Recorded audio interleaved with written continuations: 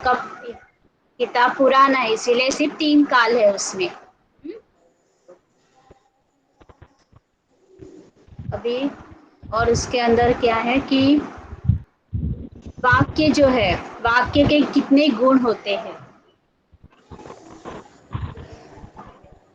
वाक्य में कितने गुण 6 गुण होते होते हैं हैं। उसके।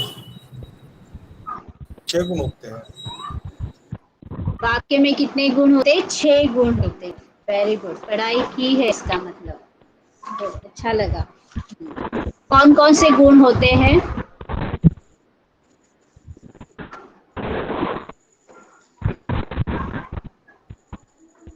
कौन कौन से गुण होते हैं वाक्य में? एक एक जन एक एक बताएगा।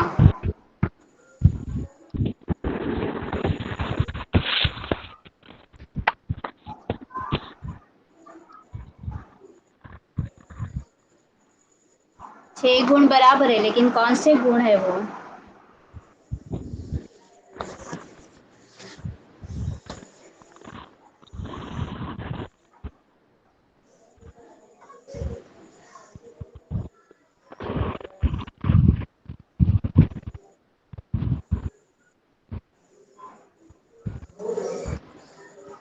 कौन बता रहे? काल सॉरी, गुण, भाषा के गुण कौन बता रहे? वाक्य के गुण कौन बताने वाले?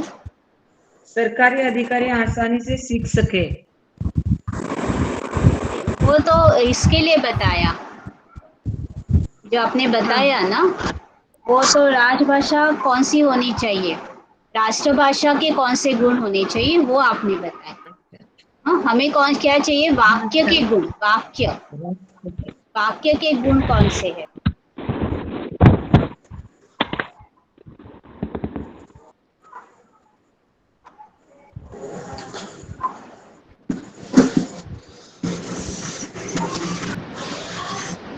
वाक्य के गुण कौन से है?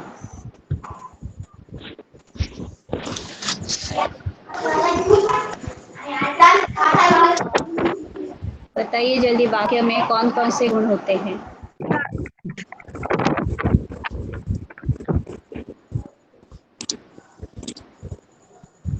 सार्थकता।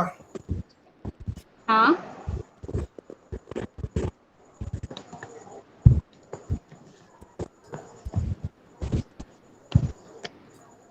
सन्निधि।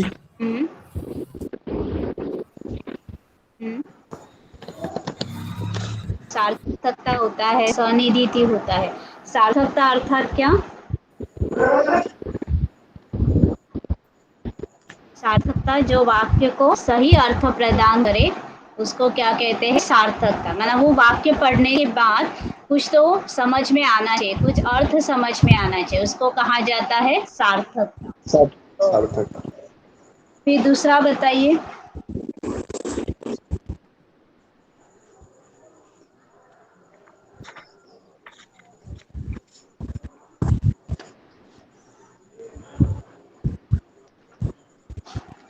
6 गुण है ना, अभी तक हमने एक ही गुण देखा और 5 गुण बाकी है अपने।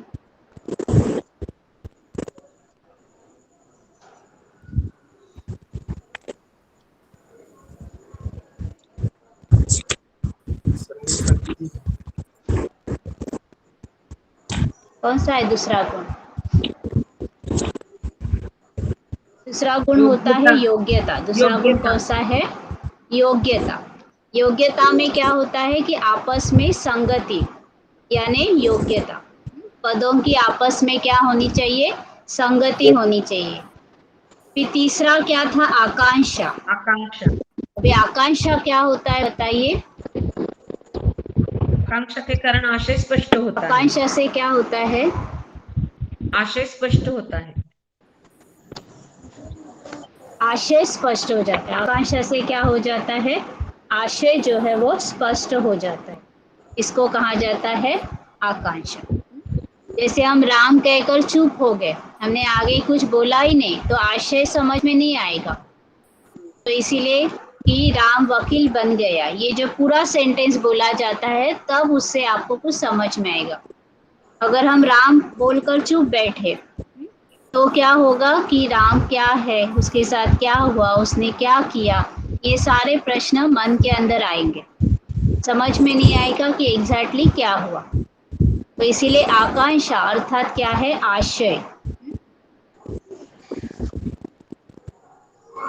फिर नेक्स्ट क्या था, सनिधि। सन्निधि। नेक्स्ट क्या है, सनिधि।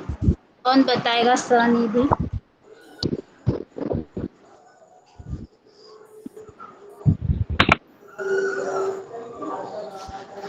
फिर से बताना, आसक्ति। थोड़ा मेरे आवाज नहीं आया।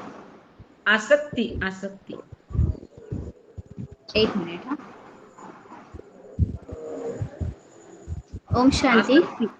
1 मिनट। आसक्ति। एक मिनट। माधवी बहन, अमिता बहन, थर्ड ईयर का कोई ले नहीं रहे हैं क्या? थर्ड ईयर का किस, आज किसका था? मैंने भी देखा नहीं थर्ड ईयर का कौन है। हाँ, स्टूडेंट्स वहां पर मैसेज पिंग कर रहे हैं कि कोई ले नहीं रहा है वहां पे। आप थोड़ा प्लीज। एक टाइम टेबल में जरा बताइए ना, कौन है टाइम टेबल में? प्रमोद भाई। प्रमोद भाई है। जी। हाँ, उनको फोन करती हूँ मैं, चलेगा। Thank you. हाँ, याद दिलाया, मैं फोन करती हूँ। ओके ओके, थैंक नहीं तो एक काम करना, आप ले सकते हो तो ले लो, ले सकते हैं माधवी बहन। यू। अभी तो मैंने प्रिपेयर नहीं हूँ, इसलिए मैं देख रही थी कि क्या कर रहे हैं स्टूडेंट, किस तरह से ले रहे हैं। हाँ, चलेगा, मैं बोलती हूँ, प्रमोद भाई को फोन करती हूँ। जी थैंक जी यू। जी। जी। हाँ, thank you।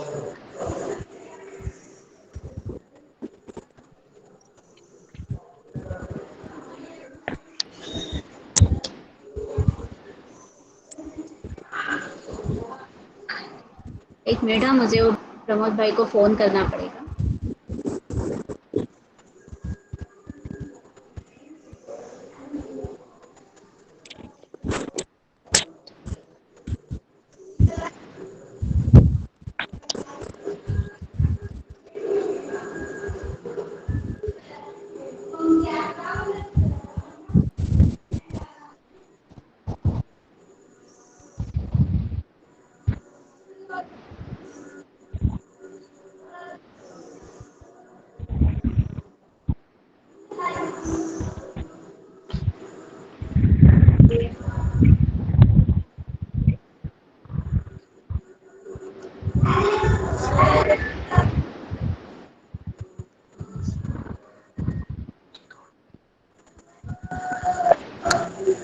रिकॉर्डिंग।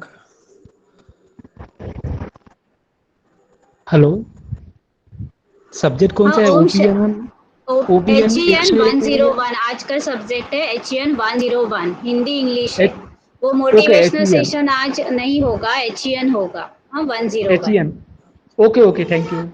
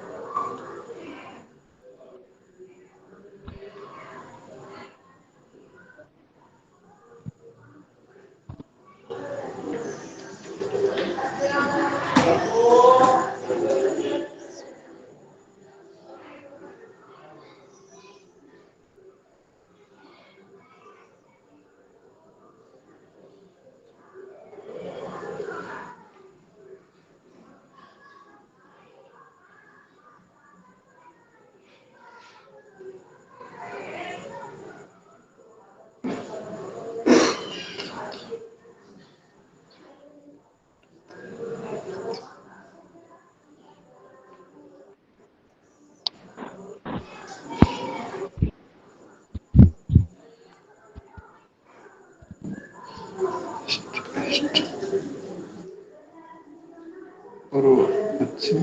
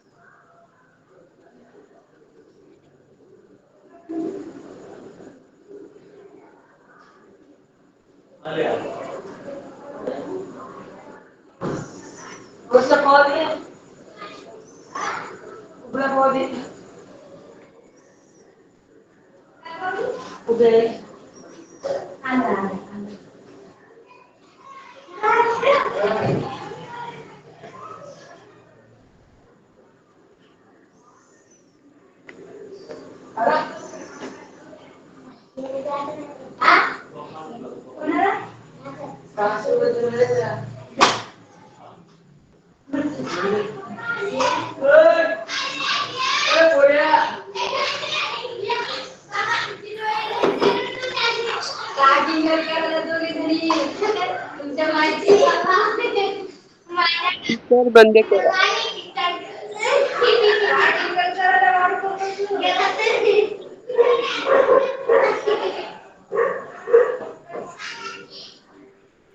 स्पीकर चालू आहे, आवाज येतोय.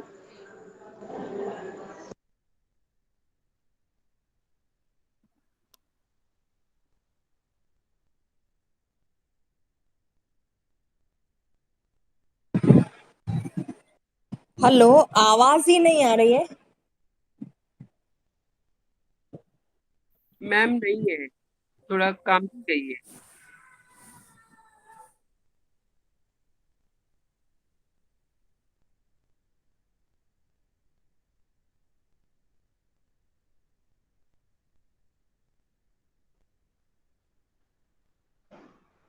ओम शांति। सॉरी वहाँ डिस्टर्ब था।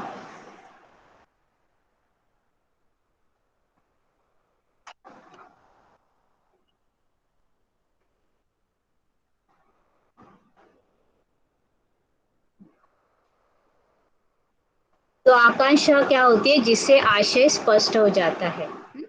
तो जैसे राम वकील बन गया, राम करके मैं चुप बैठ गई तो पता नहीं चलेगा कि राम क्या हुआ, 10 पास हो गया, 12 पास हो गया। तो जब पूरा सेंटेंस पता चलता है तब उसका आशय जो है वो स्पष्ट होता है।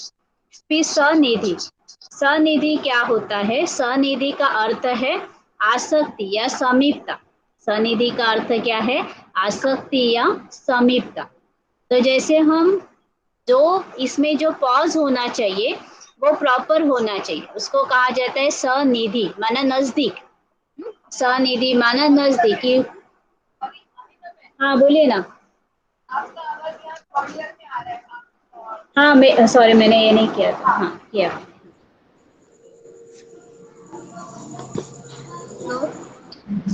सनिधि क्या होता है कि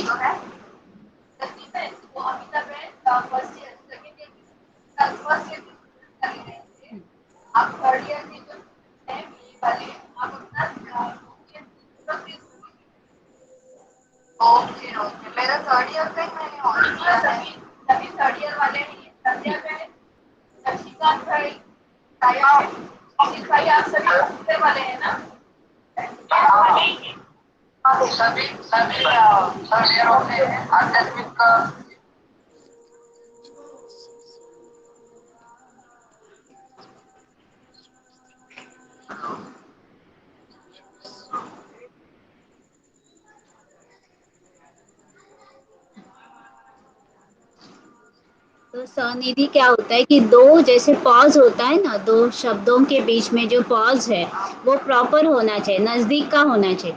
अगर मैंने एक शब्द कहकर पॉज बहुत लिया और फिर मैंने दूसरा शब्द लिया तो वो क्या होगा? मीनिंगलेस हो जाएगा, उसको कोई भी अर्थ नहीं रहेगा। इसीलिए सनिधि अर्थात क्या होता है? दो शब्द जब एक साथ आते हैं तो उसको कहा जाता है सनिधि। फिर और कौन सा अभी रह गया? नेक्स्ट बताओ, वाक्य का गुण। आज आपको ज्यादा बोलना है। बदान्वय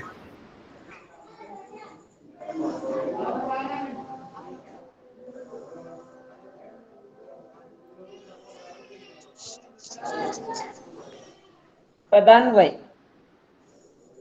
पदान्वय, पदान्वय में क्या होता है बताओ?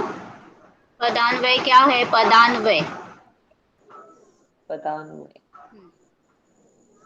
माने लिंग और वचन के अनुसार क्या होता है? वाक्य होता है। जैसे लिंग बदल हुआ तो क्या होता है? राम खेल रहा है और सीता खेल रही है। एक होगा क्रियापद चेंज हुआ, राम चेंज पुल्लिंग आया तो खेल रहा था, क्रियापद रहा था। और अगर सीता होगी तो खेल रही थी। तो वाक्य के अंदर क्या होता है? लिंग के अनुसार परिवर्तन आता है या वचन के अनुसार परिवर्तन आता है, तब उसको क्या कहा जाता है? पदान्वय। तो आपको प्रश्न आएगा लिंग वचन अनुसार जिसके अंदर परिवर्तन होता है उसको क्या कहा जाता है? पदान्वय कहा जाता है। देन पदक्रम, पदक्रम किसको कहा जाता है? पदक्रम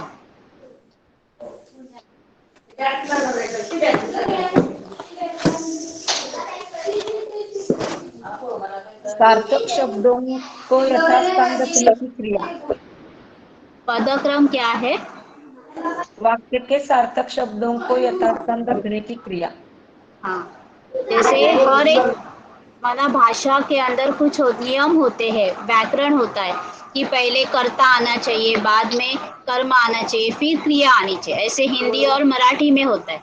और इंग्लिश में पहला क्या आता है? कर्ता आता है और उसके बाद वर्ब आता है, क्रियापद आता है। तो क्रियापद यहाँ सेकंड नंबर पर होता है इंग्लिश में, और हिंदी में क्रियापद जो होता है वो लास्ट में आता है। तो ये क्या हुआ? क्रम जो है हर भाषा का अलग है।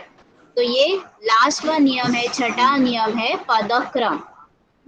तो इस प्रकार आपको आएगा। फिर भारतीय परिवार की भाषाएं योगात्मक है या अयोगात्मक है?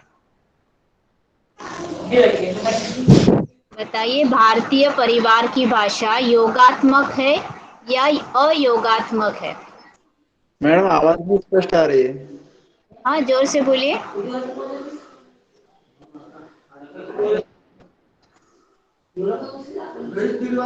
योगात्मक। भारतीय हेलो। हाँ बोलिए, फिर से योगात्मक। बोलिए। योगात्मक। योगात्मक होता है, बराबर है। भारतीय जो है उनकी भाषा योगात्मक होती है। अभी योगात्मक अर्थात क्या? योगात्मक किसको कहा जाता है?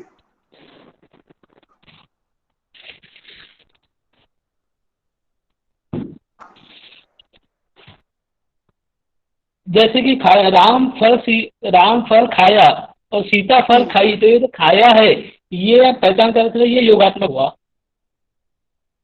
तो जैसे लिंग वचन विभक्ति अनुसार क्या होता है, उसमें अनिवार्य रूप से बदल होता है, तो वो योगात्मक है। तो जो भारतीय भाषा होती है वो कैसी है? योगात्मक भाषा होती है। फिर नेक्स्ट हम देखेंगे कि उद्देश्य। अभी आपको एक सेंटेंस दिया जाएगा और इसमें आपको पूछेंगे कि उद्देश्य इसमें कौन सा है। तो राम पेड़ पर चढ़ गया, इसमें उद्देश्य कौन सा है?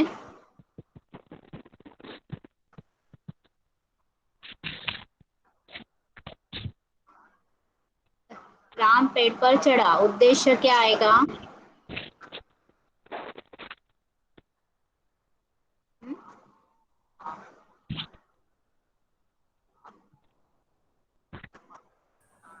चढ़ा, पेड़ पर चढ़ा। पेड़ पे चला। नहीं नहीं, रॉन्ग हुआ। उद्देश्य क्या होता राम है? राम राम है। राम है राम। हाँ? राम। राम होता है। राम उद्देश्य हुआ। तो ये याद रखना, राम क्या हुआ? उद्देश्य था। उद्देश्य। हाँ, और इंग्लिश में इसको क्या कहते हैं? सब्जेक्ट। तो आपको ऐसा एक सेंटेंस देंगे और फिर उसमें सब्जेक्ट क्या है आपको फाइंड आउट करने के लिए आएगा। तो सब्जेक्ट भी क्या आएगा? राम आएगा। और हिंदी में क्या आता है? उद्देश्य आता है। तो राम क्या हुआ? उद्देश्य। उद्देश्य अर्थात क्या होता है? वाक्य में प्रतिपादित विषय जो है वो उद्देश्य कहलाता है, और उसके लिए जो विधान किया जाता है। अभी राम के लिए विधान किया कि राम पेड़ पर चढ़ गया, ये राम के लिए विधान बना, स्टेटमेंट बना। राम क्या कर रहा है उसके लिए बना। तो उसको क्या कहा जाता है? विधेय कहा जाता है। तो इसको क्या कहेंगे? विधेय। तो आपको प्रश्न आएगा, वाक्य में प्रतिपादित विषय क्या कहलाता है? तो वाक्य में जो प्रतिपादित विषय है वो क्या कहलाया जाता है? उद्देश्य कहलाया जाता है। और उस विषय के बारे में क्या कहा है उसको क्या कहा जाता है? विधेय कहा जाता है। विधेय और विधेय इसके बारे में जो कहा है उसको क्या कहते हैं? विधेय कहते हैं। तो इस प्रकार उद्देश्य और विधेय हो। वह घर शायद ही पहुंच गया। अभी ये कौन से प्रकार का वाक्य है? वह घर शायद ही पहुंच गया, कौन से प्रकार का है? संकेत हाँ, संकेतार्थ नहीं, संकेतार्थ नहीं है, संदेहार्थ। शायद ही संदेह घर पहुंचा ना, माना संदेह है, मुझे शक है, घर पहुंच भी सकता है, घर नहीं भी पहुंच सकता है, मैं कॉन्फिडेंट नहीं हूँ, संदेह है मुझे, है ना। तो संदेहार्थक वाक्य, ये कौन सा वाक्य है? संदेहार्थक वाक्य। अभी संकेत का अर्थ वाक्य क्या होता है? संकेतार्थ माना कुछ न कुछ संकेत होता है। अभी संकेत क्या होता है? जैसे बारिश आती है तो पहले वो संकेत दिखाती है ना। तो इस प्रकार से पानी न बरसता तो सारी खेती सूख जाती थी। तो इसमें संकेत है कि जैसे पानी नहीं बरसता है। तो इस प्रकार से संकेतार्थ वाक्य, कुछ न कुछ संकेत जो है वो का बोध होता है। मैम इसका फिर थोड़ा English, ma'am sorry sorry for disturbing, थोड़ा थोड़ा इसमें हाँ, संकेत या संदेह जो है ना उसका इंग्लिश में भी बता दीजिए ना प्लीज। आपको हिंदी में आएगा ना ये पेपर? अच्छा, आपको ये हिंदी में। हिंदी पेपर है ना, ये 50 मार्क्स का हिंदी है और 50 ओके मार्क्स का इंग्लिश है। फिर आप चाहे ओके मराठी मीडियम हो, चाहे हिंदी मीडियम हो, या चाहे इंग्लिश मीडियम हो, जी आपको तीनों मीडियम को, क्योंकि हिंदी जो है अपनी भाषा है तो उसको लेना ही पड़ता है, त्रिभाषा सूत्री है, तो उसके अंदर एक हिंदी भाषा होती है। तो आपका ओके मीडियम कौन सा भी हो, आपको हिंदी तो उसका पेपर आपको एक देना ही पड़ता है डिग्री लेवल पर, आप कोई भी जी जी डिग्री ले लो। तो इसीलिए ओके 50 मार्क्स जो है हिंदी को है और 50 मार्क्स जो है वो इंग्लिश को है। भले आपने मराठी ओके मीडियम भी लिया है, आपने हिंदी मीडियम भी लिया है, आपको 50 मार्क्स का इंग्लिश पेपर लिखना पड़ेगा।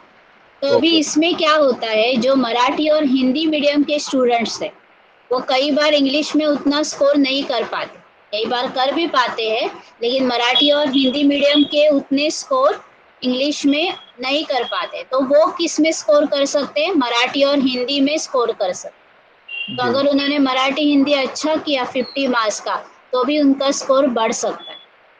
और ठीक जो इंग्लिश मीडियम के स्टूडेंट्स होते हैं वो किस में स्कोर करेंगे? इंग्लिश में।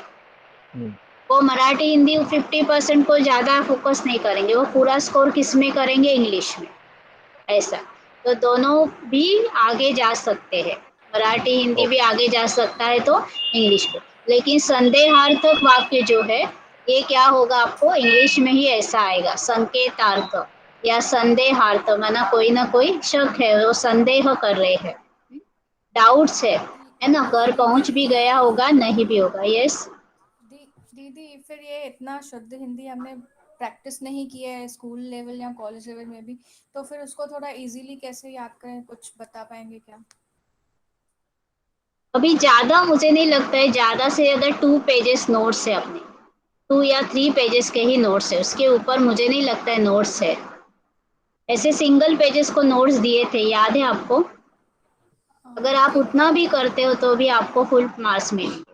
3 पेजेस के ही नोट्स है वो हिंदी के, ठीक है यस दीदी। मैडम। सभी के पास है वो सिंगल सिंगल। जो पूरा क्वेश्चन बैंक भेजा था ना, वो वाला नहीं बात करें मैं, जिसमें पूरे सब्जेक्ट है, सिर्फ ये सब्जेक्ट का ऐसे सिंगल पेजेस वाले नोट्स भेजे थे।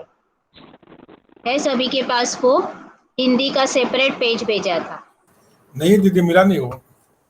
दीदी नहीं तो एक बार फिर से सेंड करेंगे क्या? हाँ, फिर से ग्रुप में हिंदी का वो सेंड करेंगे, तो उसमें वो आपको मिल जाएगा। अगर आपने उतना भी किया ना तो भी आपको आ जाएगा। ओके तो दीदी, मैडम हिंदी थैंक का यू। नहीं आया हमें।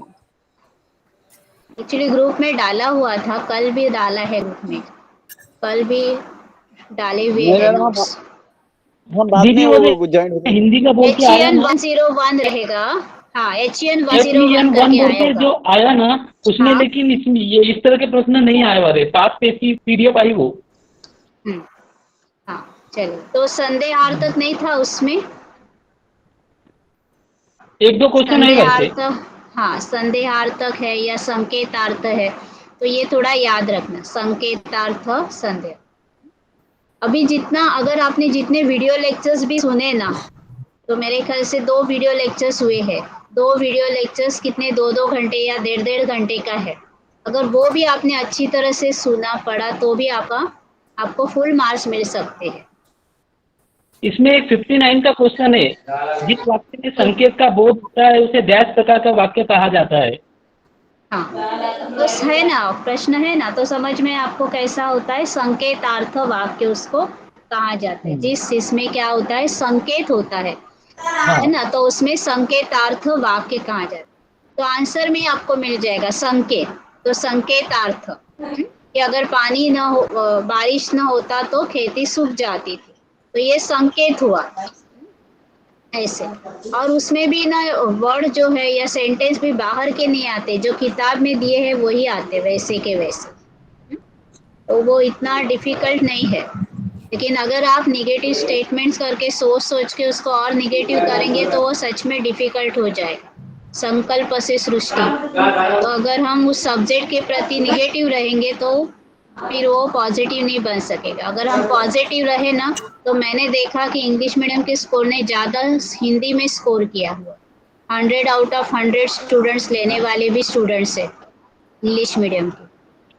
इतना ये सब्जेक्ट इजी है क्योंकि उसमें बाहर का कुछ नहीं आता, 2 या 3 पेजेस का नोट्स है, सिर्फ उतना ही आपको करना है।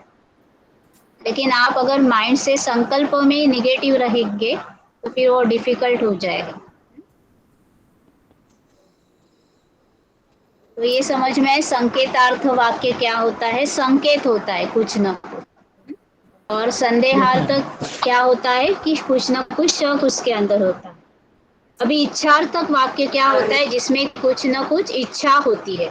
इच्छार्थक वाक्य क्या होता है, इच्छा होती है। इच्छा होती है माना कोई वरदान देता है कि जैसे आपको क्या मिले, लंबी उम्र मिले।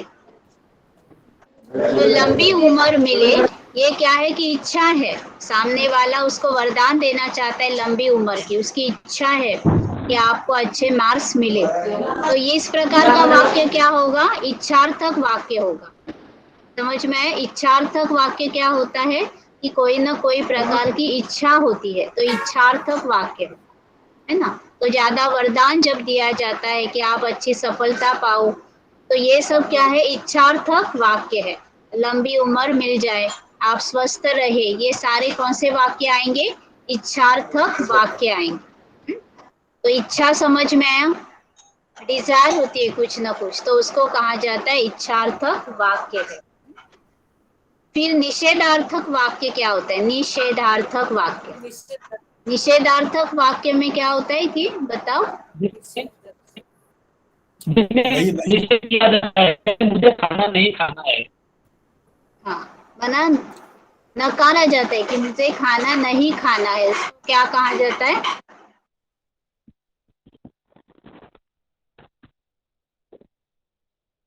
या मुझे बिल्कुल नहीं खाना है। निषेधार्थक। हाँ, माना पूरा निषेध किया जाता है कि मुझे ये चीज नहीं करनी है ना।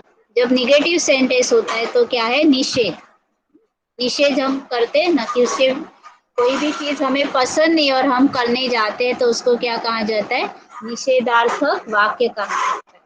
अभी विधानार्थक वाक्य क्या होता है, सिंपल सेंटेंस होता है कि मैंने खाना खा चुका, क्या हुआ, खाया हूँ। सिंपल सेंटेंस हुआ। अभी कंपाउंड सेंटेंस का एग्जांपल बताओ, आप बताओ कोई भी कंपाउंड सेंटेंस किसको कहा जाता है। अभी इंग्लिश मीडियम वाले आंसर देंगे, इंग्लिश मीडियम वाले आंसर देंगे अभी। ये तो आधा आंसर हुआ ना। कॉम्प्लेक्स को भी वही कहा जाता है, 2 सेंटेंस को जोड़ना। कंपाउंड सेंटेंस किसको कहा जाता है, किसी विशेष शब्दों के किसी विशेष शब्द के माध्यम से दो वाक्यों को जो जोड़ा जाता है वो विशेष शब्द को कंपाउंड सेंटेंस कहते हैं, जैसे कि फॉर, एंड, बट आदि।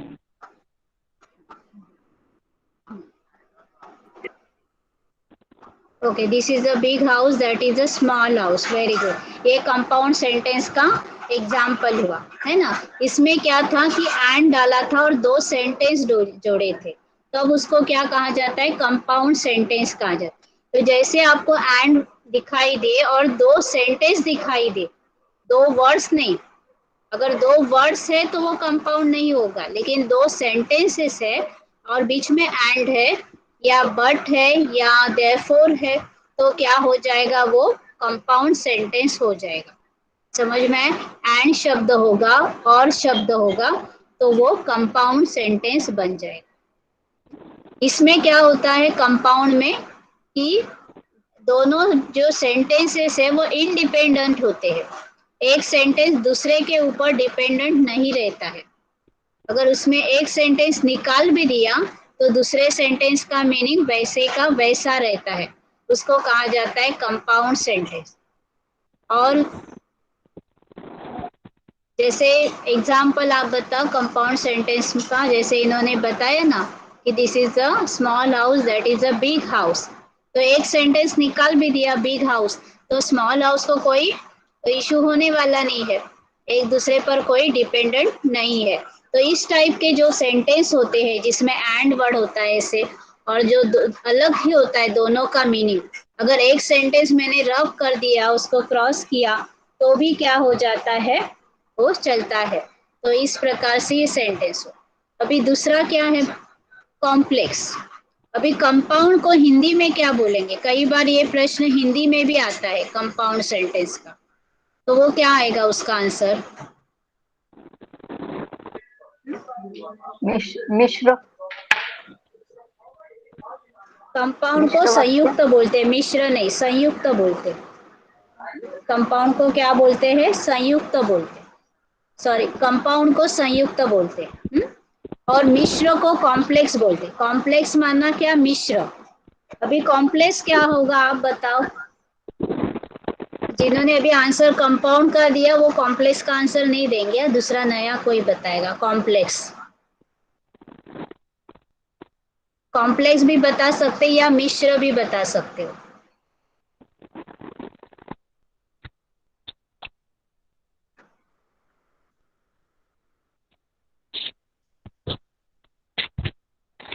कॉम्प्लेक्स किसको कहा जाता है इंग्लिश में? दीदी दोनों सेंटेंस को जो जोड़ता है, प्लस मतलब एक उसमें से कट नहीं कर सकते, एक दूसरे से जुड़ा हुआ हो। हाँ बराबर। कॉम्प्लेक्स सेंटेंस क्या होता है? Two sentence are interdependent. Very good. तो जैसे एक सेंटेंस जो होता है वो दूसरे सेंटेंस पर निर्भर होता है, जब एक सेंटेंस निकल गया तो दूसरे सेंटेंस को कोई मीनिंग नहीं रहेगा। तो इसको कहा जाता है कॉम्प्लेक्स। अभी एक इसको इजी से पहचानने का तरीका क्या है? उसमें कौन से वर्ड से वो ज्यादा करके दो सेंटेंस ज्वाइन किए जाते हैं? After, before, because. आप नहीं बताओ, आपने बहुत सारे आंसर दिए। इसमें दो। और कोई है? और कोई है? और कोई बताओ। याशिका बेन बता सकते हो? आपने आधा ही वो बताया ना, पूरा बता सकते हो कॉम्प्लेक्स।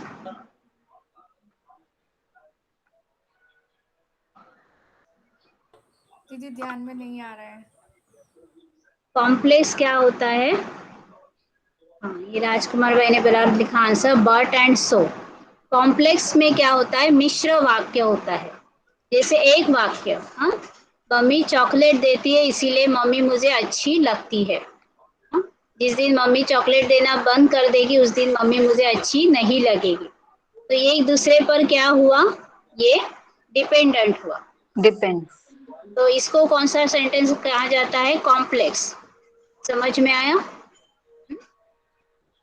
अगर बारिश अच्छी हुई तो खेती अच्छी होगी, अगर बारिश ही अच्छी नहीं होगी तो खेती भी अच्छी नहीं होगी।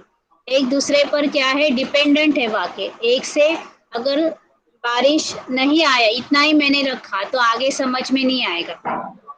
तो अगर बारिश नहीं आई तो खेती सूख जाएगी। खेती सूख जाएगी क्या है, सिर्फ खेती सूख जाएगी इतना ही लिखा तो भी समझ में नहीं आएगा, उसके आगे पीछे क्या होना चाहिए, कुछ चाहिए।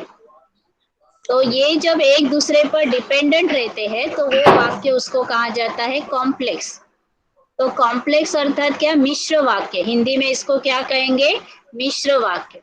तो कॉम्प्लेक्स क्या होता है, एक दूसरे पर डिपेंडेंट होता है, निर्भर होता है।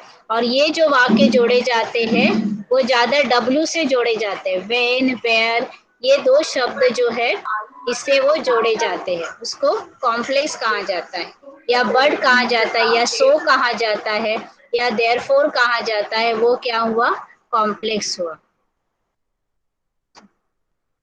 भी और इंग्लिश के अंदर ज्यादा आपको अभी इसमें क्या है, तीनों आते हैं, इंग्लिश, हिंदी और मराठी। तो कुछ ऐसे उसके ट्रांसलेशन आपको पूछे जाते हैं, या कुछ ऐसे उसके अंदर अलग अलग जो ऑफिस है उसके नाम पूछे जाते हैं, कार्यालय के नाम क्या है। अभी तो वो आपको अच्छी तरह से थोड़ा आनी चाहिए। वो भी जो ज्यादा आपके क्वेश्चन बैंक में दिए हुए हैं ना नोट्स में, जो सिंगल पेजेस के नोट्स है उसके अंदर जो बताए हैं वही ज्यादा करके आते हैं, तो वो तो उतना तो थोड़ा अच्छा से कर लेना।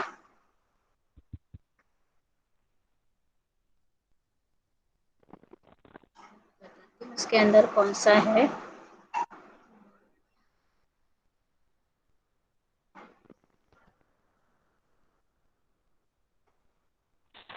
अभी वोकैबुलरी क्या होती है बताओ, वोकैबुलरी किसको कहा जाता है इंग्लिश में,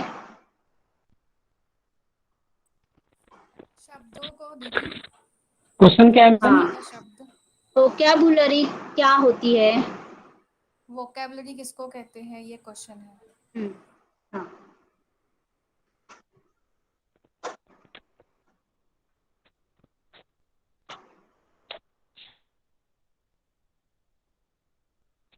इसमें बहुत सारे शब्द होते, शब्द भंडार, मेनी वर्ड्स आर देयर। जैसे हम ज्यादा हम पढ़ते हैं तो हमारे वर्ड्स क्या होते, बढ़ते हैं, वर्ड्स आ जाते हैं, तो उसको वोकैबुलरी कहा जाता है, शब्द का भंडार कहा जाता है उसको।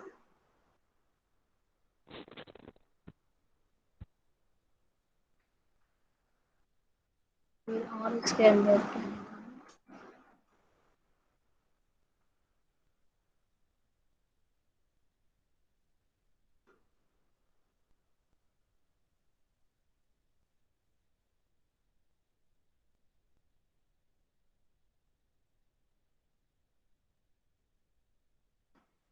इंट्रोगेटरी क्या होता है, इंट्रोगेटिव या इंट्रोगेटिव किसको कहा जाता है,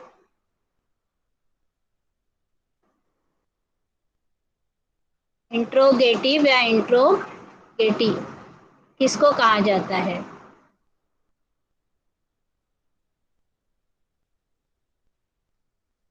इंट्रोगेटिव किसको कहा जाता है, नहीं, वेरी गुड, राजकुमार भाई बराबर आंसर दे रहे हैं, सेंटेंस विच आर क्वेश्चंस। हाँ, तो इंट्रोगेटिव क्या होते हैं कि जो पूछे जाते हैं ना, मतलब जो क्वेश्चन के रूप में जो पूछे जाते हैं उनको कहा जाता है इंट्रोगेटिव या इंट्रोगेटरी। तो इंट्रोगेटिव समझ में आया, प्रश्नार्थक वाक्य। अगर ये इसका इजी क्या है पहचानने का तरीका, अगर वो सेंटेंस में लास्ट में क्वेश्चन मार्क दिखा, आपको इंग्लिश पढ़ने को भी नहीं आ रहा है वो सेंटेंस, लेकिन आपने क्वेश्चन मार्क लास्ट में देखा, आप डायरेक्टली क्या लिखोगे, इंट्रोगेटिव सेंटेंस लिखोगे। अभी इंट्रोगेटिव में 2 टाइप्स होते हैं, कौन बताएगा, इंट्रोगेटिव में 2 टाइप्स है। अभी राजकुमार भाई नहीं बताएंगे, उन्होंने बहुत सारे आंसर दिए हैं, अभी नया कोई बताएगा। इंट्रोगेटिव में 2 टाइप्स होते हैं। एक हाँ WH Yashika type Ben. Questions, एक WH टाइप हाँ वाले क्वेश्चंस, जैसे हु से स्टार्ट ओके, होते हैं। बहन है क्या राजकुमारी, मैंने सोचा भाई, हाँ बहन है, हाँ सॉरी, हाँ हाँ बराबर आपने बताया। एक क्वेश्चन होता है WH क्वेश्चन होता है, एक क्या है WH क्वेश्चन होता है, हमारा व्हाट से शुरू होता है, वेयर से शुरू होता है, उसको कहा जाता है WH इंट्रोगेटिव क्वेश्चन। और दूसरा कौन सा होता है, ऑब्जेक्टिव होता है, एस और नो क्वेश्चन होता है, वरना उसका आंसर या तो यस में आएगा या तो नो में आएगा, बीच में एक्सप्लेनेशन नहीं आएगा। तो ऐसे इंट्रोगेटिव जो होते हैं वो 2 टाइप के सेंटेंस है। तो ये समझ में इंट्रोगेटिव क्या है। हाँ दीदी। हाँ जया बेन, आपने रेज किया हैंड, बताओ आंसर। मैडम ये 2 मिनट पूछना था, ये आप कौन से पेज नंबर बताइए ना जहाँ से आप करा रहे ये हैं। रिवीजन है, ये रिवीजन है, नहीं तो आप वो यूनिट खोलेंगे और खोल के मुझे आंसर तो देंगे, वो नहीं होगा। ये एग्जाम टाइप है, एग्जाम में आपको बताया जाता है ये यूनिट है, ये रिवीजन सेशन है ना, ये पढ़ाने का नहीं है। ये ठीक है देखना है, दीदी। आप एक्सेस करना है कि हमें कितना आता है, ये आपको खुद आप एक्सेस कर सकते हैं कि मुझे कितना आ रहा है, कितना मेरा स्टडी हुआ है, कितना मुझे स्टडी करना बाकी है। ठीक है, थैंक दीदी ओरल प्रीलिम एग्जाम्स है, हाँ हाँ, ओरली प्रीलिम ओहो एग्जाम्स है। प्रीलियम्स एग्जाम है, बराबर है। मैं वो सीढ़ी शेयर करके नहीं बताऊंगी, तो शेयर करके वो क्या हुआ, टीचिंग ही हुआ ना, कल वही हुआ था ना, शेयर हुआ था स्क्रीन पर, तो फिर आपको पता नहीं चलेगा इससे। तो समझ में इंट्रोगेटिव क्या होता है, एक WH क्वेश्चन होता है और दूसरा होता है एस नो क्वेश्चन। तो आपको क्वेश्चन वो एक दिया जाएगा एग्जाम्पल, और उसको आपको पूछा जाएगा ये इंट्रोगेटिव है या एस नो वाला क्वेश्चन है। तो इस प्रकार से आता है। और सबसे इजी तरीका लास्ट में साइन देखो, क्वेश्चन मार्क है, तो वो क्या हुआ, इंट्रोगेटिव हुआ। फिर और इंग्लिश में आता है, इंटरव्यूअर किसको कहा जाता है और इंटरव्यूवी किसको कहा जाता है। इंटरव्यूअर किसको कहा जाता साक्षात्कार, है, साक्षात्कार, मुझे उसका साक्षात्कार, मुलाकात। इंग्लिश में डेफिनेशन चाहिए मुझे। इंटरव्यूअर किसको कहा जाता है, कौन से व्यक्ति को इंटरव्यूअर कहा जाता है और कौन से व्यक्ति को इंटरव्यूवी कहा जाता है। इंटरव्यू इंटरव्यूअर वो जिसका होता होता है है, जो इंटरव्यू देता है। जो देता है उसको इंटरव्यूअर कहा जाता है, और जो हम्म इंटरव्यू जो देता है वो जो लेता है। हम्म राइट। हाँ, तो लेता है उसको क्या कहा जाता है। इंटरव्यू। सही है, सभी को कहते ठीक हैं लगा उसको। ये, उसको इंटरव्यूअर कहते हैं। नहीं आपने रॉन्ग बताया, मैडम, रॉन्ग बताया आपने। मैम उसका आंसर ये है, a person who faces an interview is called as interview. हाँ वेरी गुड, ये बराबर था, है ना। जो हमारा 2 पर्सन होते हैं ना, एक इंटरव्यू देने वाला होता है और एक इंटरव्यू लेने वाला होता है, 2 पर्सन होते हैं, एक इंटरव्यू देता है और एक इंटरव्यू लेता है। जो इंटरव्यू लेता है ना, उसको इंटरव्यूअर कहा जाता है, और ओके। जो देता है, क्वेश्चन आंसर देता है, इसको इंटरव्यूवी कहा जाता है। ओके। नाउ नेक्स्ट, तो ये भी आप थोड़ा देख लेना। हाँ, जया बेन ने भी बराबर बताया, वेरी गुड। मीन्स जैसे एम्प्लॉयर और एम्प्लॉय होता है वैसा इट इज लाइक हाँ, सेम। एम्प्लॉय और करेक्ट, एम्प्लॉयर भी आ जाएगा। हाँ, तो ये करेक्ट, भी करेक्ट। पूछ सकते हैं कि इंटरव्यूअर इंटरव्यू नहीं पूछते, एम्प्लॉय और एम्प्लॉयर भी पूछ सकते हैं। ओके। ऐसे तो थोड़ा ऐसे इंग्लिश के लिए भी थोड़ा सा अलग अलग टाइप से क्वेश्चंस आते हैं। तो इंग्लिश मीडियम वाले इंग्लिश मीडियम में करो, हिंदी वाले हिंदी में करो। जैसे हम कहते हैं ना कि कोई भी जॉब के लिए हम कोई भी लेटर लिखते हैं, उसको कौन सा लेटर बोल कहा जाता है। Application letter. एप्लीकेशन लेटर कहा आवेदन जाता है, आवेदन एप्लीकेशन पत्र लेटर आवेदन। या पर्सनल लेटर। थोड़ा अभी इंग्लिश में मैंने पूछा था ना लेटर कौन सा है, तो हिंदी में आवेदन बराबर आएगा। हाँ? तो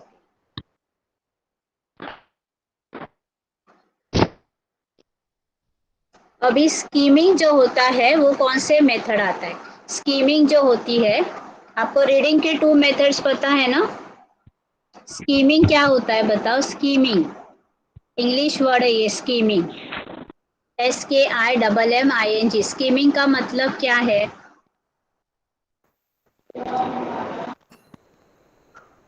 ऊपर ऊपर पढ़ना उसमें। हाँ, वेरी गुड, ऊपर ऊपर पढ़ना, उसको स्कीमिंग कहा जाता है। हाँ, तो ये जो सर्वे किया जाता है, सर्वे में क्या होता है, स्कीमिंग होता है। हाँ, तो सर्वे जब किया जाता है तो एकदम डिटेल में नहीं, 5 मिनट में उसके सारे आंसर पूछते हैं, नहीं तो सामने वाला बोलेगा बस वो अभी मैं आंसर नहीं दूंगा। जो सर्वे करने वाला आता है वो क्या करता है, तुरंत फास्ट में क्वेश्चन आंसर पूछता है, उसका ले लेता है इंटरव्यू। तो उसको कौन सी मेथड कहा जाती है, स्कीमिंग मेथड कहा जाती है। तो वो याद रखना सर्वे के लिए।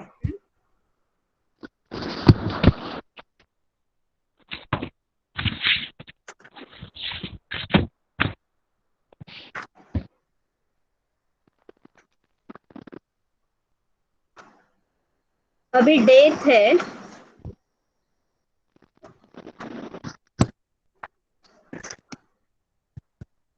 डाई, डाई का सिनोनिम्स बता सकते हो? पहले सिनोनिम्स का मतलब क्या होता है, synonyms same meaning words. Same meaning होता सिमिलर है। वर्ड्स। तो अभी डाई का सिनोनिम्स क्या आएगा, डाई का? Expired.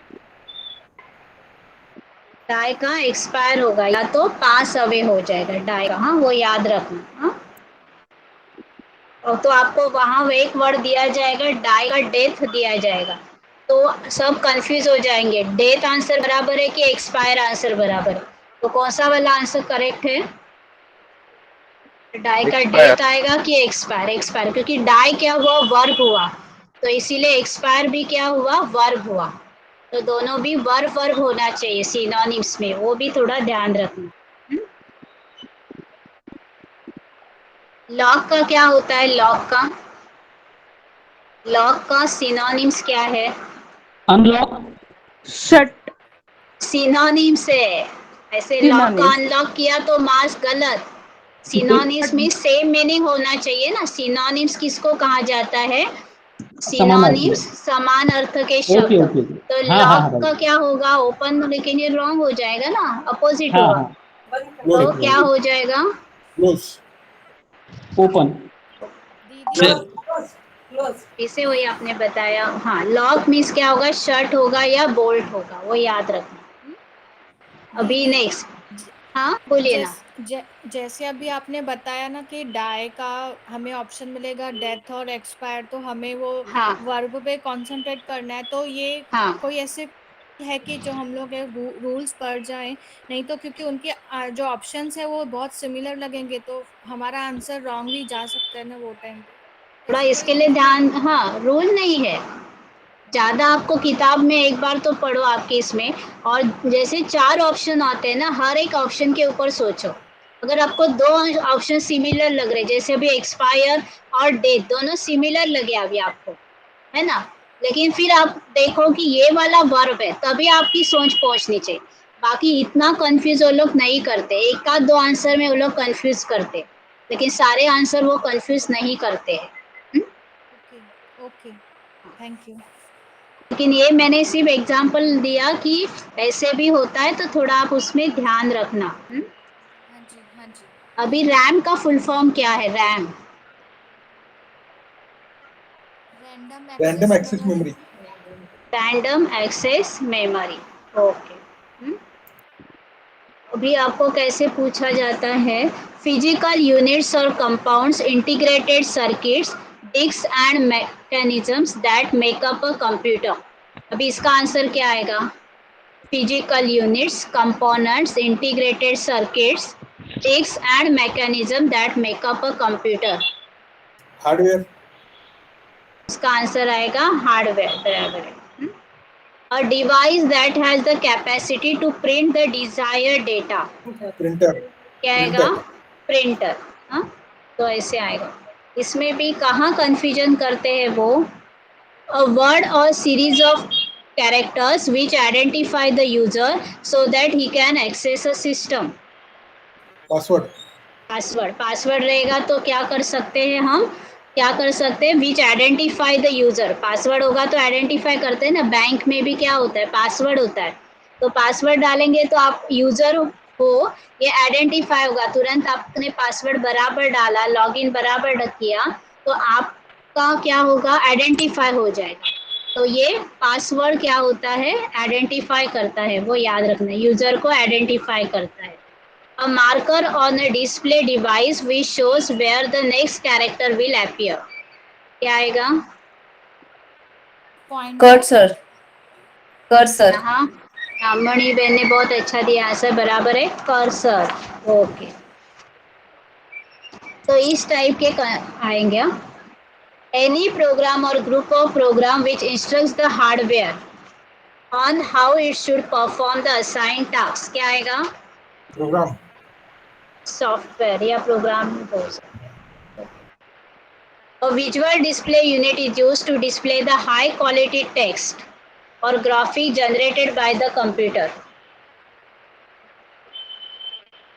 Visual display unit क्या आएगा? Monitor. Monitor. Visual display unit क्या होता है? मॉनिटर होता है। मॉनिटर।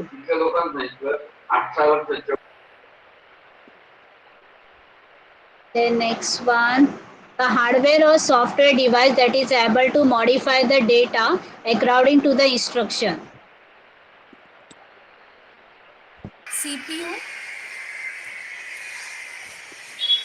नहीं, रॉन्ग है, ऐसा गलती हो जाता है। देखो सीपीयू ऐसे मना लगता है आंसर, लेकिन सीपीयू आंसर नहीं है।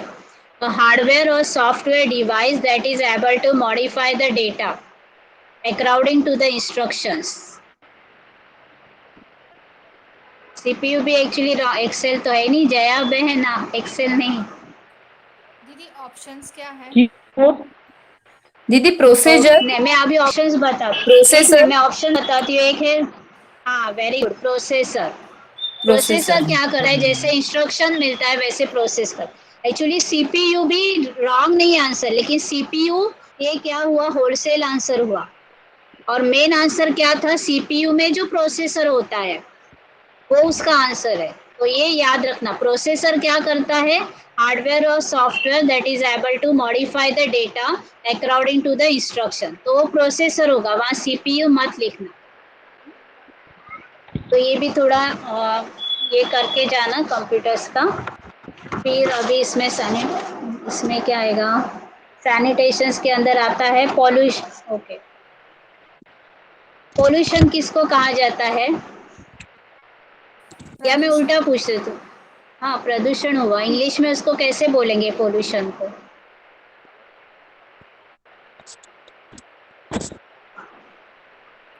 An act of making something dirty and impure. अगर वहाँ डर्टी और इम्प्योर वर्ड दिया तो आप तुरंत लिखना है pollution. Okay, then next, okay, give disease. Give disease में क्या आएगा, इन्फेक्शन। गिव डिसीज बोलेंगे तो वहां आएगा इन्फेक्शन। द साइंस और द आर्ट प्रिजर्विंग हेल्थ, क्या आएगा, साइंस और arts of preserving health. Answer क्या होगा,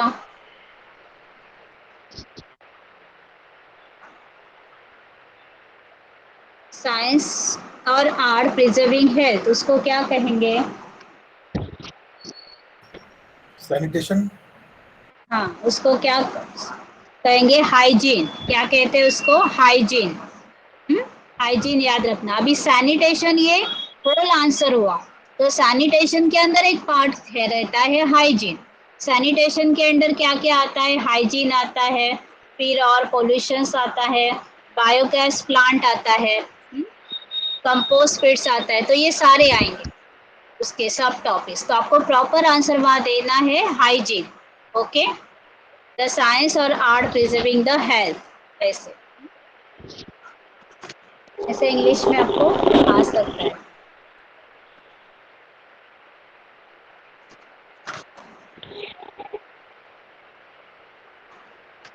और सभी को बहुत अच्छे मार्क्स मिलते हैं, कुछ टेंशन नहीं लेना उसका।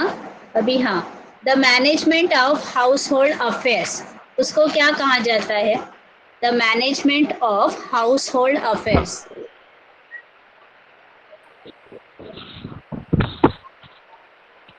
Housewife. The management of house hold affairs, With these rising prices, housekeeping has become rather difficult. इसको क्या कहा जाता है? हाउसकीपिंग. क्या कहा जाता है? Housekeeping. The management of household affairs, that is called housekeeping.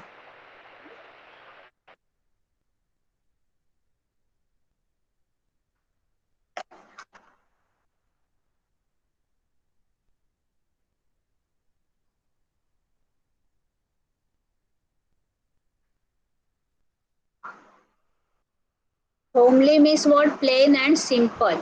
She is a homely woman. Homesick means what? Sad because one is away from the home. That is called homesick.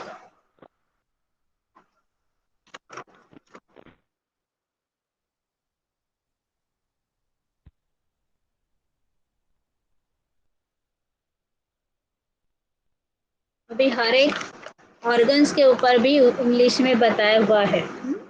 तो उसमें आपको पूछते हैं कि ये कौन सा है. हाँ, उसका आंसर क्या रहेगा? He study room is at the back of the house. तो यहाँ क्या आएगा बताओ? ही स्टडी. तो बैक यहाँ क्या हुआ? नाउन हुआ. बैक ऑफ द हाउस यहाँ नाउन होगा. Now he turn his back on. अभी back on his family when he become famous. तो यहाँ क्या हुआ? Turn his back on.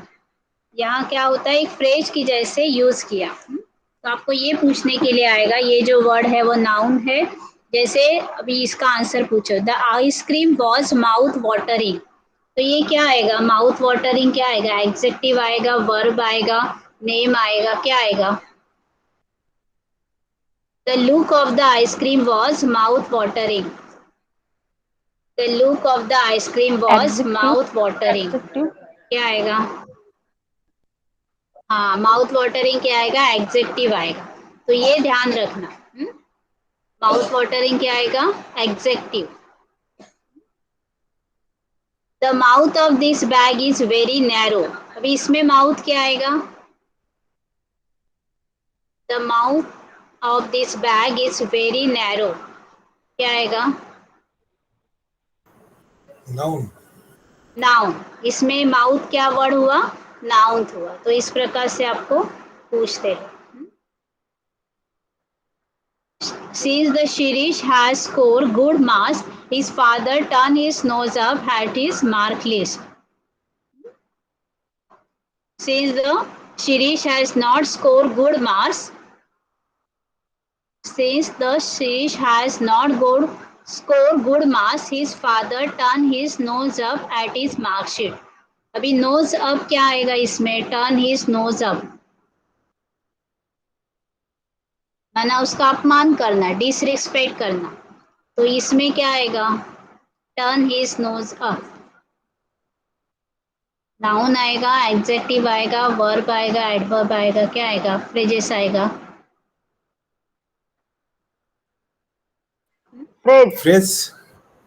Phrase आएगा. समझ में आया? तो इस प्रकार से आपको इसके अंदर पूछ सकते हैं.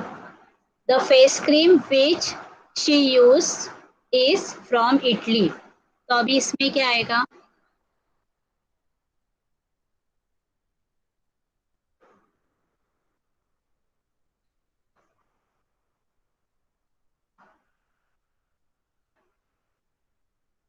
The face cream of which she used is from Italy. Noun आएगा, एडजेक्टिव आएगा, वर्ब आएगा, क्या आएगा? फ्रेजेस आएगा. नाउन नहीं, इसमें देखो स्पेशली बताया हुआ है ना, फेस क्रीम है. एडजेक्टिव. फेस अकेला वर्ड नहीं है. फेस के साथ क्या है? क्रीम है. Face cream. ऐसा नहीं बोला cream of the face. Face cream one word किया, बीच में डैश डाला. फेस क्रीम वन वर्ड डाला. तो ऐसे बीच में डैश आता है ना, तो बिना सोचे आप डायरेक्टली उसको एडजेक्टिव डाल देना. बीच में अगर डैश आता है तो. समझ में आया? जैसे नोज ब्लीडिंग है, नोज और ब्लीडिंग के बीच में क्या आया? डैश आया. पढ़ने की भी जरूरत नहीं. जहां जहां डैश आता है सीधा लिखो एडजेक्टिव है. सोचने की भी जरूरत नहीं. कहाँ और क्या था यहाँ? Head teacher. हेड टीचर जो टीचर में हेड है उसको हेड टीचर बोलते हैं।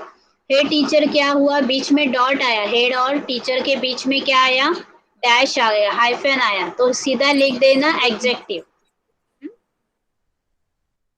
और कौन सा था इसमें, क्या था, आई लेवल, आई लेवल, वन वर्ड वन, तो वो क्या होता है, वो एग्जेक्टिव है। ऐसे वर्ड देखना, फुटमैन, फुट वर्ड है लेकिन उसको जॉइंट होके और एक वर्ड आया मैन, फुटमैन, तो वो क्या बन गया, executive. Back breaking, back breaking क्या हुआ, बीच में डैश आया, तो तुरंत क्या लिखना है आपको, एग्जेक्टिव। ये इजी मेथड है कि आपको समझने की। तो इंग्लिश का हम इतना देखते हैं, अभी हिंदी में देखते हैं। अभी हिंदी में वाक्य प्रचार को हिंदी में क्या कहते हैं, मुहावरा। मुहावरे, वो याद रखना। वाक्य हुआ, वाक्य प्रचार है, इसको हिंदी में क्या कहते हैं, मुहावरा कहते हैं। तो अभी ऐसे 10 या 20 मुझे लगता है ऐसे हार्डली सेंटेंस है, वो आप रट्टा भी मार दोगे तो भी आपको मार्क्स मिलेंगे। जैसे अभी ये सेंटेंस था कि वाक्य प्रचार है, तो उसको क्या कहा जाता है हिंदी में, मुहावरा कहा जाता है, ऐसे। फिर मण जो होती है, मण को क्या कहा जाता है,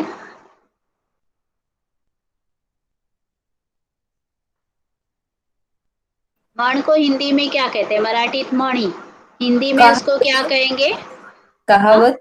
कहावत। तो मका याद रखो, मका, मका मीन्स म से मण और का से क्या, कहावत, म से मण, क से कहावत, मण याद रखो तो आपको याद है। वैसे आप ही कुछ शॉर्ट फॉर्म बना जो आप याद रखोगे। मका याद रखो, म से मण और का से क से कहावत। ना फिर आपको एक दो ऐसे ये देखेंगे कि डोळ्यात धूळ टाकणे, अब इसको हिंदी में क्या बोलेंगे, डोळ्यात धूळ, हाँ, आंखों में धूल झोंकना। आंखों में धूल झोंकना, तो इस टाइप्स के आपको आते हैं। आंधळ्याची काठी होणे, इसमें क्या होता है, अंधे की लकड़ी होना। अंधे की लाठी होना, अंधे की लाठी होना। अभी मुहावते और कहावतें जो होती है वो हर एक भाषा की अपनी संपत्ति होती है, माना वो उनका क्या है, खजाना है उस भाषा की, वो समृद्धि है, तो अपनी अर्जित संपत्ति होती है, वो याद रखना। तो पूछेंगे मुहावरे और कहावतें क्या होती है, तो वो भाषा की अर्जित क्या है, संपत्ति है।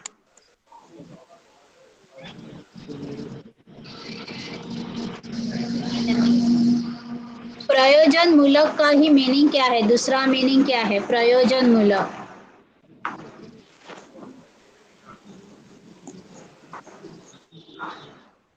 प्रयोजन मूलक, प्रयोजन, हाँ, प्रयोजन माना क्या, यूज, बराबर है, व्यवहारिक, प्रयोजन अर्थात क्या, व्यवहारिक। तो जिस हिंदी का हम व्यवहार के लिए उपयोग किया जाता है, कोई बिजनेस करने के लिए उपयोग किया जाता है, तब उसको प्रयोजन मूलक हिंदी कहा जाता है।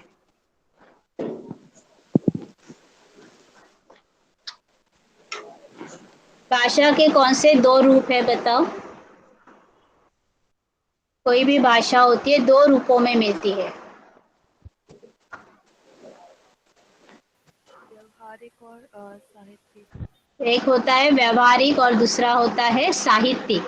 साहित्यिक माना उसके अंदर कहानी लिखते हैं, कविता लिखते हैं, वो साहित्यिक हुई। और व्यवहारिक माना क्या है, हम बिजनेस के लिए, कुछ माल मंगाने के लिए या माल बेचने के लिए जब हम उस भाषा का इस्तेमाल करते हैं उसको कहा जाता है व्यवहारिक। तो ये 2 रूप होते हैं।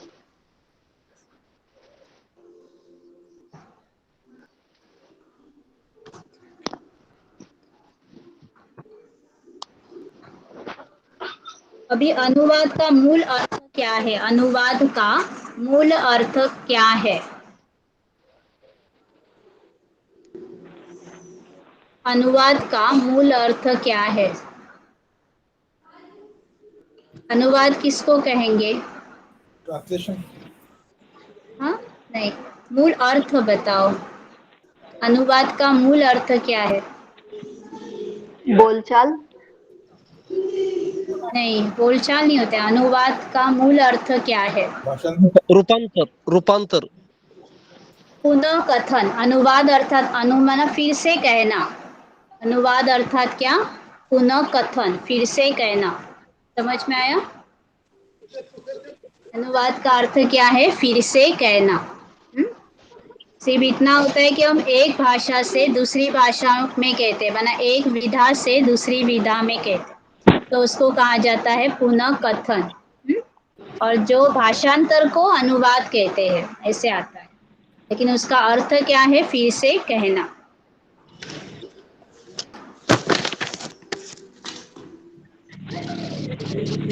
अभी मूल भाषा, आधार भाषा या स्रोत भाषा क्या हुई? मूल भाषा, आधार भाषा या स्रोत भाषा? मूल भाषा, आधार भाषा और स्रोत भाषा किसको कहते हैं?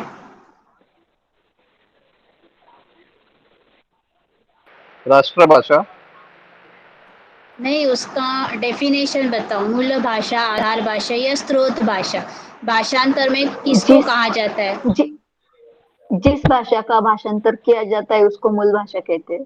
जिस भाषा का भाषांतर किया जाता है उसको मूल भाषा। एग्जाम्पल बताइए, एग्जाम्पल बताइए। अगर इंग्लिश का हिंदी में ट्रांसलेशन करें तो इंग्लिश को मूल भाषा कहेंगे। मूल भाषा, आधार भाषा और स्रोत भाषा कहें। समझ में आया? तो इंग्लिश से हमने ट्रांसलेशन किया हिंदी में, तो इंग्लिश भाषा को क्या कहेंगे? मूल भाषा कहेंगे, आधार भाषा कहेंगे या स्रोत भाषा कहेंगे। और इंग्लिश में क्या कहेंगे उसको? Source language. क्या कहेंगे? Source language. और जिस भाषा में अनुवाद किया जाता है उसको क्या कहते हैं? लक्ष्य भाषा। लक्ष्य भाषा। इंग्लिश में इसको क्या कहते हैं? Target language. कौन सी होती है? टारगेट। एक होता है सोर्स और दूसरा होता है टारगेट। तो मैंने मराठी से इंग्लिश में ट्रांसलेशन किया, तो सोर्स लैंग्वेज कौन सी हुई? मराठी। मराठी। हाँ, और टारगेट लैंग्वेज कौन सी हुई? इंग्लिश। इंग्लिश, क्योंकि मराठी से इंग्लिश में ट्रांसलेशन किया, तो सोर्स क्या थी? मराठी। और टारगेट क्या था? इंग्लिश करना, तो इंग्लिश। वैसे लक्ष्य क्या था? लक्ष्य भाषा कौन सी थी? लक्ष्य भाषा कौन सी है और स्रोत भाषा कौन सी है? मराठी का। मराठी कौन सी हुई? मराठी से इंग्लिश में किया, तो स्रोत भाषा कौन सी हुई? मराठी। मराठी। और लक्ष्य भाषा कौन सी हुई? मराठी। इंग्लिश। इंग्लिश। इंग्लिश। तो जिस भाषा में अनुवाद किया जाता है उसे लक्ष्य भाषा है, और जिस भाषा से किया जाता है उसको स्रोत भाषा। तो भाषा से आएगा तो मूल भाषा। स्रोत भाषा, और जिस भाषा में किया है, में आया तो क्या हो गया? लक्ष्य भाषा है। अभी शिकायत पत्र किसको कहा जाता है? थोड़ा इजी पूछते हैं। अभी शिकायत पत्र किसको कहा जाता है?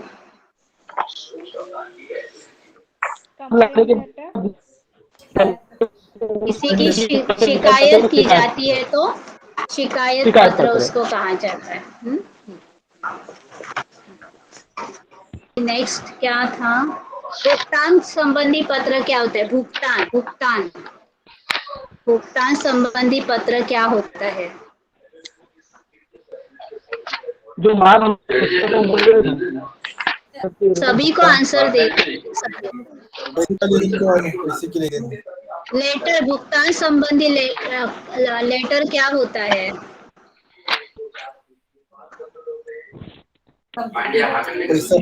पैसे के लेन देन।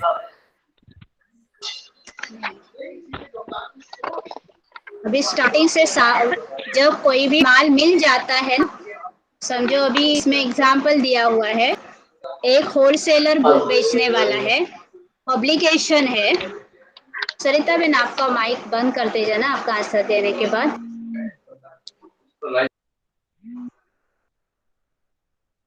तो जैसे एक होता है, जैसे पब्लिकेशन है, वो पब्लिश करता है बुक्स, और दूसरा होता है एक बुक स्टॉलर होता है, माना जो बुक्स क्या करता है वो पब्लिकेशन से खरीदता है।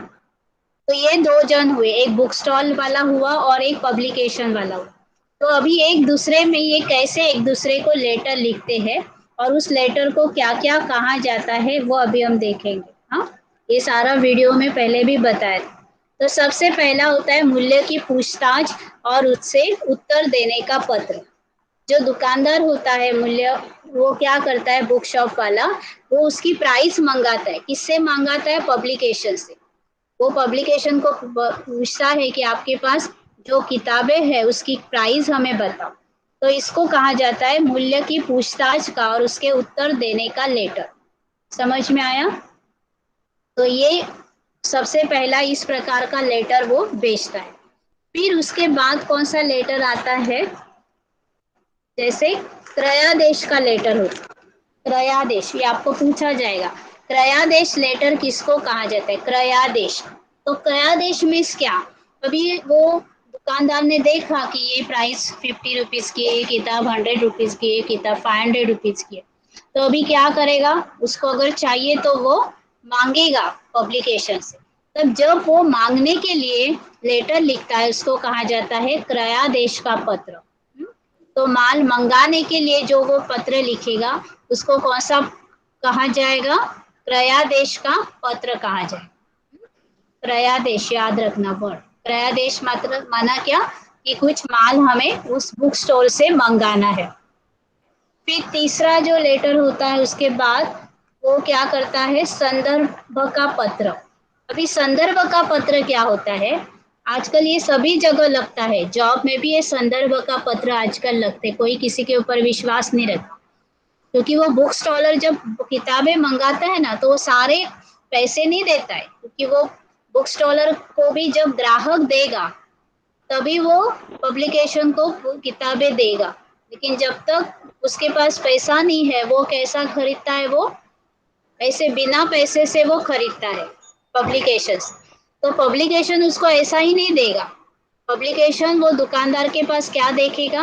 वो दुकानदार को पास देखेगा, वो कहेगा आप क्या लेकर आओ? संदर्भ लेटर लेके आओ, संदर्भ पत्र लेके आओ। संदर्भ पत्र क्या होता है कि इसके पहले आपने हमारे पब्लिकेशन से किताबें ली थी और आपने उसका पैसा टाइम पर दिया था, या भले आपने हमसे किताबें नहीं खरीदी थी लेकिन आपने दूसरे किसी बड़े पब्लिकेशन से किताबें खरीदी और आपने उसका पैसा दिया था। इस प्रकार का लेटर अगर आपके पास है तो लेकर आओ। या कोई ऐसा व्यक्ति का संदर्भ लेके आओ जो आपकी जिम्मेदारी लेने के लिए तैयार है कि ये व्यक्ति बहुत अच्छा है कि आपके वो पैसे देगा। तो इस प्रकार का जो पत्र है, जो किताबें बुक स्टॉल वाला किसको लिखता है? पब्लिकेशन को लिखता है कि मेरे पास पैसा नहीं है लेकिन मैंने आज तक जितना भी व्यवहार किया उसमें मैं हॉनेस्ट हूँ। इस प्रकार का लेटर वो कोई बड़े व्यक्ति से लेकर जाता है तो उसको कहा जाता है संदर्भ पत्र। तो ये आजकल जॉब में भी मांगते हैं, संदर्भ पत्र, आपका कैरेक्टर कैसा है। फिर उसके बाद होता है संदर्भ के पत्र सूचनादायी पत्र। तो हो गया, उसने संदर्भ पत्र लाया, फिर वो उसको अभी क्या करेगा? उसकी जो उसने माल मंगाई थी, माल मंगाने के लिए जो पत्र होता है वो कौन सा है? माल मंगाने का पत्र को क्या कहते हैं? क्रय पत्र। हाँ, क्रयादेश का पत्र। माल मंगाने का पत्र क्या होता है? क्रयादेश का पत्र। फिर उसके बाद वो क्या करता है कि विक्रेता क्या करता है, उसको सूचना दी जाती है कि व्यापारी को उसको जो माल भेज दिया जाए। अभी उसने संदर्भ लेटर दिया, उसको ट्रस्ट हुआ कि ये मेरे पैसे दे देगा, तब वो सूचना देता है कि माल भेजने की वो सूचना देता है और उसके लिए वो पत्र लिखता है। उस पत्र को कहा जाता है सूचनादायी पत्र। और उसके अंदर वो सिर्फ सूचना नहीं देता है लेकिन वो ये भी कहता है कि मैं आपको जो माल है वो कौन से कुरियर से भेजूंगा, कौन से दिन भेजूंगा, तो सारा वो सूचना उसके अंदर लिखी भी जाती है कि आपको ये किताबें इस समय इस दिन मिलेगी। तो ये सारी सूचनादायी पत्र होता है। तो आपको प्रश्न आएगा माल कब और कैसे भेजा जाएगा, ये कौन से पत्र में होता है? सूचना पत्र में सूचनादायी पत्र है ना। जैसे हम भी कुछ मंगाते हैं ना, ईमेल इससे नेट से मंगाते हैं तो हमें पहला एसएमएस आता है कि आपको ये इस पे आपको ये मिल जाएगा। ये कौन सा है? सूचनादायी पत्र है। और लास्ट में भुगतान पत्र क्या है? भुगतान संबंधी, कि उसको वो माल मिल गया तो उसको कहा जाता है भुगतान संबंधी पत्र, है ना। कि जिसको फिर वो बुक स्टॉल वाले को वो पत्र वो मिल गया, माल मिल गया, उसके वो पब्लिकेशन को मिलता है कि आपने जो माल भेजा मुझे मिल गया, तब उसको कहा जाता है भुगतान संबंधी पत्र। और अगर उसको लगा कि इसमें कुछ गलत है या वो किताब नहीं है या उसमें कुछ प्रिंटिंग मिस्टेक है तो वो शिकायत पत्र भी लिखता है, शिकायत करता है। तो समझ में आया क्रयादेश का पत्र क्या है, भुगतान संबंधी पत्र क्या है, संदर्भ पत्र क्या है, शिकायत पत्र क्या है, सूचनादायी पत्र क्या है। संदर्भ पत्र कौन बताएगा क्या है संदर्भ पत्र? पुराना जो पत्र है जिसको रेफरेंस के रूप में हम देते हैं वो पत्र संदर्भ पत्र होता है। ये जॉब में भी काम आता है। लेकिन उसमें क्या लिखा हुआ रहता है? जैसे कि कोई बुक है, संदर्भ कौन सा? जैसे कोई बुक का रेट दिया गया है तो सेकंड पत्र में पुराने पत्र का रेफरेंस दिया जाता है, संदर्भ दिया जाता है। उसका क्रेडिट कितना होता है? क्रेडिट उसका हाँ मनोज भाई बताएं।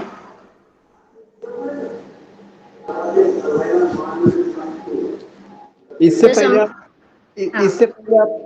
पहले आप किसी से माल खरीदे किए हो क्या? खरीदे हो और उसका पैसा दिया हो क्या? सिर्फ खरीदे हो नहीं, मेन क्या है उसको पैसा मिलने वाला है या नहीं मिलने वाला है वो पहले देखता है। अभी स्वनिर्देश क्या होता है? स्वनिर्देश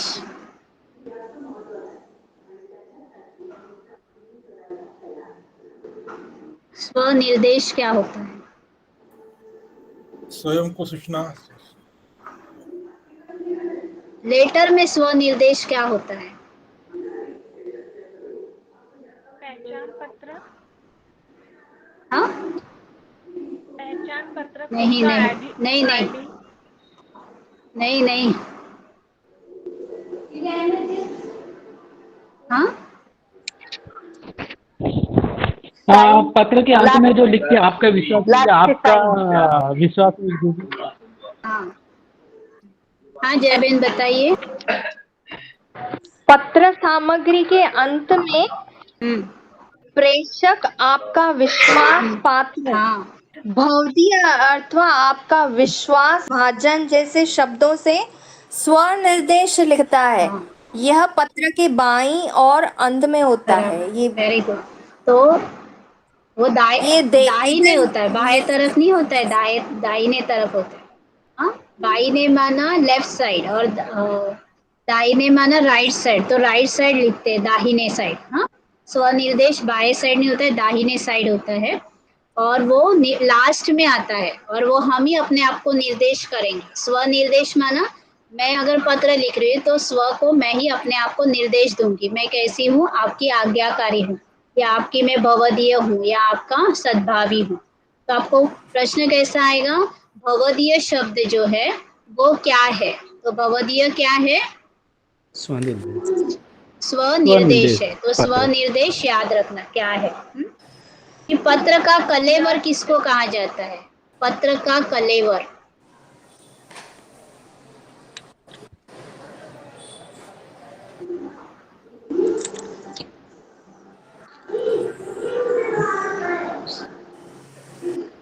पत्र का पहला वाक्य जो होता है ना वो पत्र का कलेवर कहा जाता है ना। जैसे बिगनिंग करे तो हाफ वर्क इज डन, या आपकी बिगनिंग बहुत अच्छी होनी चाहिए, तो वो पहला वाक्य जो होता है हमारा लेटर का उसको कहा जाता है पत्र का कलेवर होता है। और ये बहुत आकर्षक और संदर्भ से युक्त होना चाहिए। अभी संदर्भ से युक्त क्या होता है? जैसे हम कहीं भी लेटर लिखते हैं ना तो हम किसी का आंसर दे रहे हैं उस लेटर का, तो वो आंसर कौन से प्रश्न का है और ये प्रश्न कौन से लेटर में पूछा था उसका हमें संदर्भ देना है, तो उसको कहा जाता है पत्र का कलेवर।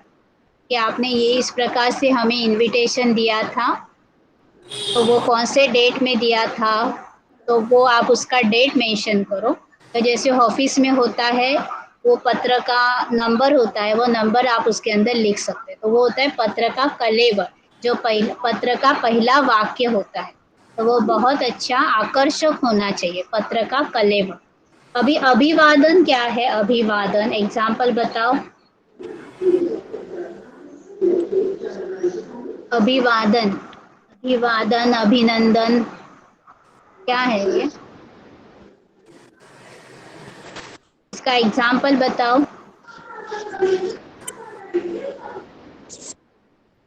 मीन्स उसको थैंक्स बोला, जो सपोज उसको बुक्स मिलने के बाद उसको थैंक्स का लेटर देना चाहिए कि आपने मेरे को डिलीवरी दी। नहीं, अभिवादन क्या होता है? जैसे हम कहते हैं ना रिस्पेक्टेड, तो रिस्पेक्टेड क्या हुआ? अभिवादन हुआ कि हमने इसको क्या किया? अभिवादन करना। प्रिय महोदय लिखते हैं या प्रिय महोदया लिखते हैं, इंग्लिश में डियर लिखते हैं, तो हम क्या करते हैं? उसको सम्मान देते हैं, प्रिय बोलते हैं या आदरणीय बोलते हैं, राजयोगिनी बोलते हैं। तो ये क्या हुआ? अभिवादन किया। समझ में आया? अभिवादन क्या होता है? जैसे महोदय या महोदया, माननीय लिखते हैं ना पत्र में, तीर्थ स्वरूप मराठी में लिखते हैं। तो ये सारा क्या हुआ? माननीय या रिस्पेक्टेड या प्रिय क्या हुआ? क्या बोलेंगे इसको? अभिवादन। अभिवादन। तो याद रखना, अभिवादन क्या है? रिस्पेक्टेड या डियर है, प्रिय है या आदरणीय है। अभी प्रेषित का नाम और पता लिखने के पहले क्या होना चाहिए? अभी प्रेषिता कौन है? प्रेषिता किसको कहा जाता है? जिसको हम पत्र लिख रहे हो। हाँ, जिसको हम पत्र लिख रहे, टू। प्रेषिता माना टू, टू को हम लेटर लिख रहे, प्रेषिता हुआ। अभी प्रेषिता का नाम के पहले क्या आता है हिंदी में? उनका प्रति। प्रति आता है, और दूसरा क्या आता है? श्री, श्रीमती, मेसर्स। अभिवादन सेवा में आता है। क्या आता है? सेवा में। हिंदी में ना पहला शुरू में क्या लिखते हैं? प्रति मराठी में लिखते हैं और हिंदी में लिखते हैं सेवा में, और फिर उसका नाम आता है। समझ में आया? तो सेवा में क्या हुआ? टू। इंग्लिश में लिखते टू ना, जिसको हम पत्र लिख रहे हैं वो लेटर में क्या लिखते हैं? पहला अपना एड्रेस लिखते हैं, फिर नीचे उसका एड्रेस लिखते हैं, तो टू लिखते हैं। तो टू के जगह हिंदी में हम क्या लिखेंगे? सेवा में। सेवा में। तो याद रखना, सेवा में। तो ये आपको आया कि प्रेषिता का नाम और पता के पहले क्या आता है? तो क्या हम लिखेंगे? सेवा में। तो समझ में आया? किसी को कुछ पूछना है तो इस प्रकार से आपको पढ़ाई करनी है।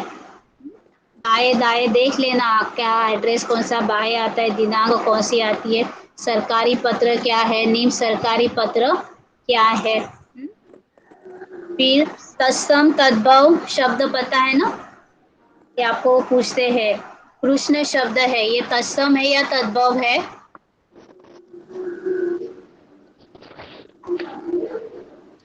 कृष्ण शब्द तत्सम है या तद्भव है?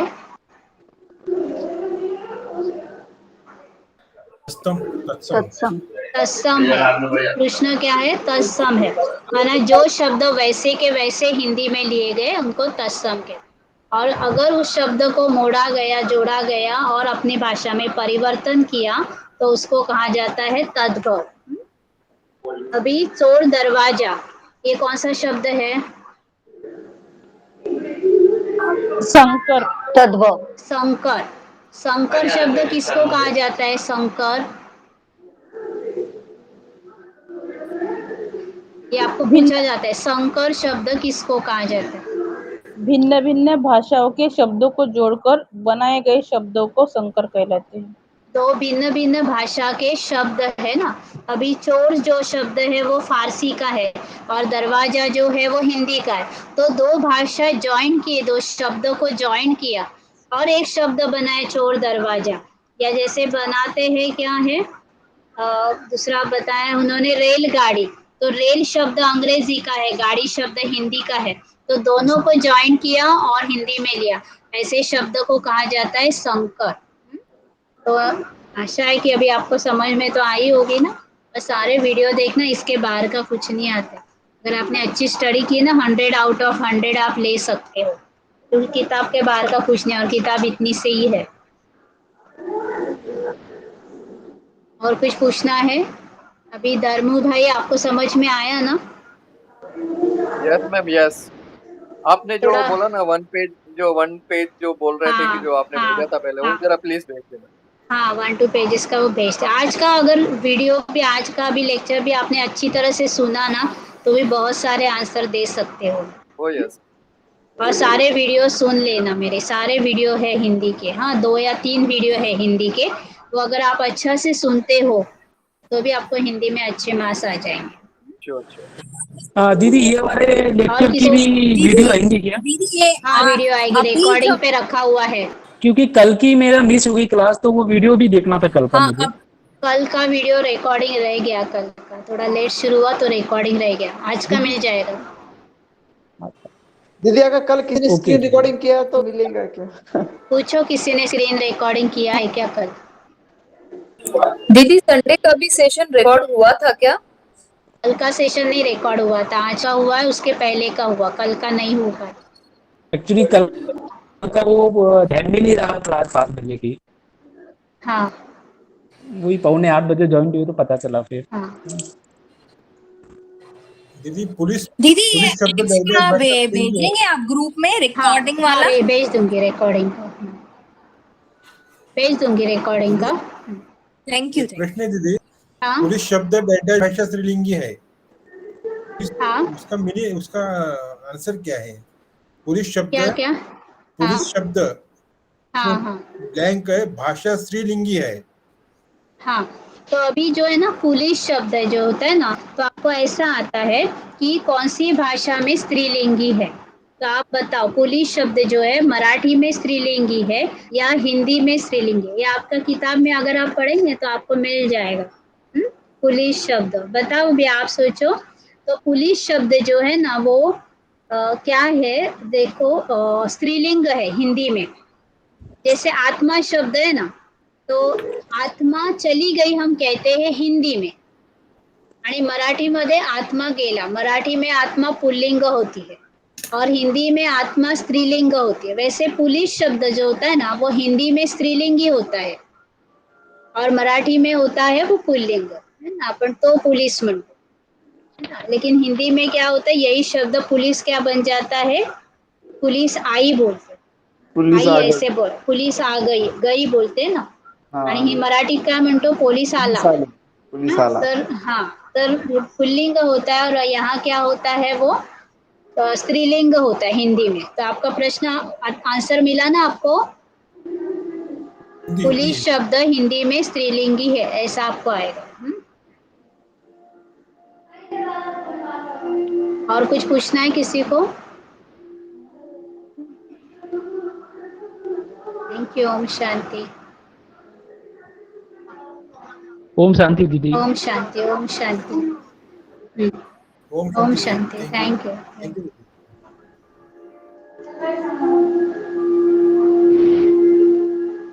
2 मिनट बाबा को याद करेंगे। के ग्रुप में गीत आता है तो आप बोल सकते हो, किसी को गीत आता है तो बोल सकते हैं।